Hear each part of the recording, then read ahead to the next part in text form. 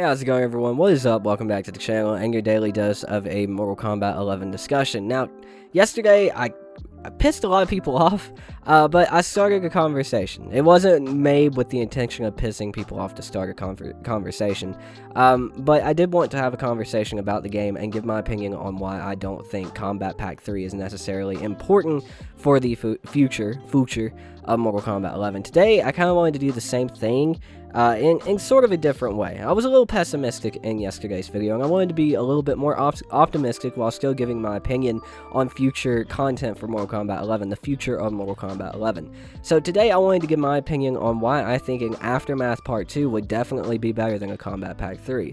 Now, a lot of people are probably already saying that it's obvious why that would be, but there are some people out there who I've personally talked to who feel like that Aftermath Part 2 is entirely pointless and is not necessity for Mortal Kombat 11. Now, I have a few points to make in this video, but the main point I want to make is there's a lot more replayability there, right?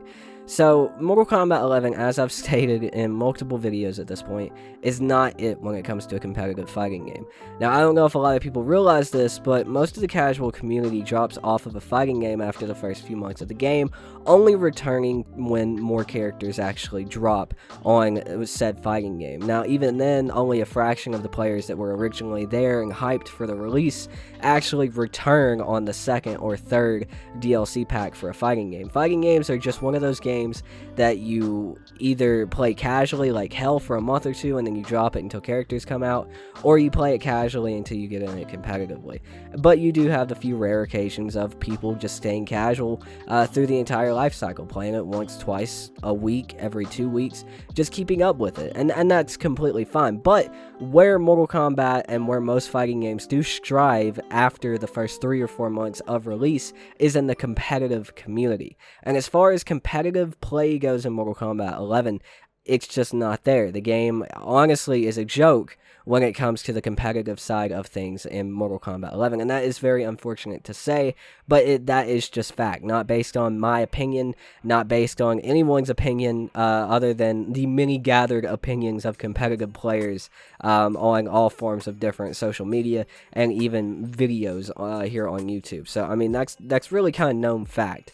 Now, the reason why I think Aftermath would definitely suit Mortal Kombat 11 better is because there is more content there, right? Like, you're not just getting 3 to 4 to 5 basic characters. I mean basic in the sense of the characters in Mortal Kombat 11 do not do a whole lot compared to any other fighting game I've ever played, unless it was like an arena fighter. They are very comparable to an arena fighter, something like Jump Force, where the characters are very limited, their movesets are very basic, and there's not a lot of cool shit you can actually do, discover, or anything else with the characters. So I feel like Aftermath was definitely the best thing that ever happened to Mortal Kombat 11, and we really do see that. Whereas Kombat Pack 1 drug the Kombat Pack out over a year, and that did work. It did bring people back to the game for, you know, however long to learn the new character and then to play a little online or whatever else, play with their friends, and then they dropped it. Aftermath was a steady growth of people continuously coming back to the game or coming into the game for the first time and actually staying there for months because there was so much replayability there. Not only did we get 3 characters that were actually surprisingly not limited, minus RoboCop, Fujin wasn't even fully discovered until months into the character actually being released due to the difficulty and how many different things that character could actually do. That character is one of the few fighting game characters in Mortal Kombat 11. Shiva is still being discovered as a ridiculously broken and annoying character, and while I don't like her, a lot of people do, and you cannot deny that there are a lot of different things, a lot of different options that that character has for offense compared to most characters in the game.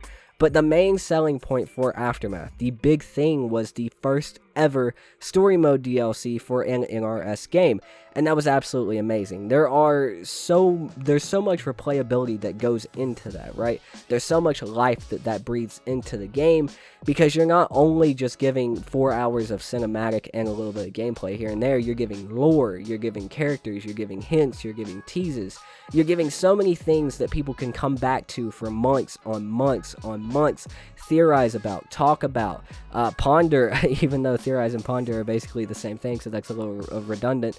There's just so many things to actually, that spawns from a story DLC, like cinematics and adding more lore to the game. I feel like that was one of the best things that happened to Mortal Kombat 11, and that is mainly because of the design of the game.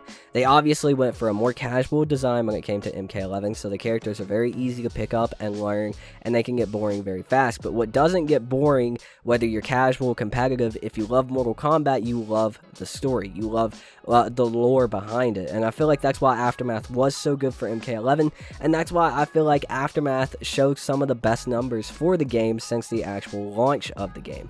I feel like there were so many people playing during Aftermath, there were so many people hype for what was coming next for MK11 because of that big breath that was breathed into Mortal Kombat 11 from a story DLC. And I wholeheartedly believe at this point in Mortal Kombat 11's life, 3 characters to 5 characters will not save this game. It will not make this game more fun. It will really breathe maybe another month or 2 at most into the life cycle of this game before it pretty much completely dies off. Whereas in Aftermath Part 2, this game could be alive for another 5 to 6 months. And, I mean, that really kind of happened with Aftermath. I mean, the game lived, even though a lot of people, including myself, were saying it was dying, around the same time that it was dying, they did reveal Kombat Pack 2. So I feel like Aftermath could definitely be the best thing for this game right now. I feel like it not even could be, I feel like it is the best thing for this game right now.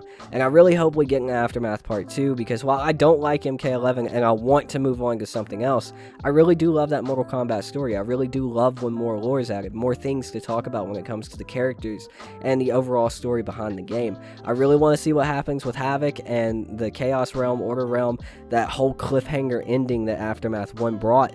It's just very interesting, and I want to see more of that because it really was one of the best things I've seen done for a fighting game. I mean, and that is fighting games in general in the past few years.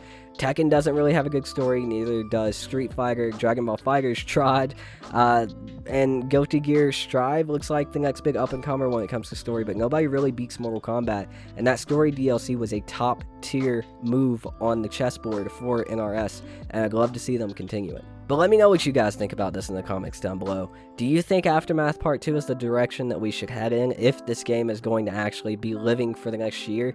Let me know all about that in the comments down below. I did my best to respond to a lot of comments yesterday. As mean as some people were, I did my best. Let me know what you guys think in the comments down below. Huge shout out to my supporters, YSM Dino, The Thinny, MasterVex PC, Sir D, Frank the Tank, H2O, Ricky Laughlin, and Patrick Thompson. You guys are awesome. Thank you so much for supporting the channel. But for everyone else, thank you so much for watching the video. I really hope you enjoyed. My name is Tootin. I've been your host, and I'll see you guys next time. Peace out.